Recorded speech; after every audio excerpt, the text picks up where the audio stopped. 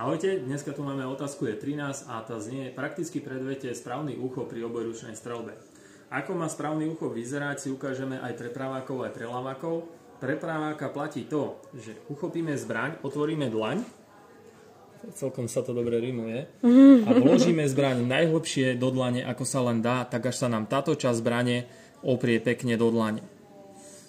Na druhej strane si tento prst dvihneme úplne hore a do tohto voľného priestoru položíme túto druhú ruku s tým, že tento prst bude rovnobežne s telom zbrane. Je to hlavne kvôli tomu, aby pri každom výstrele, keď nám zbraň vykopne hore, nám tento prst pomohol znova vrátiť tú zbraň na cieľ. Pre ľaváka platí presne to isté, ale naopak. Takže položíme si zbraň čo najhlbšie do dlane, až sa nám to tu krásne opre. Na tejto druhej strane máme takýto priestor, vložíme tam tú druhú ruku a toto je správny úchop pre ľaváka. Pre veľa ľudí je takýto úchop dosť neprirodzený, ale tým, že maximalizujeme túto možnú mieru, ktorú nám zbraň ponúkne na to, aby sme sa jej dotýkali, potom sa tá zbraň správa najkľudnejšie, ako sa len dá.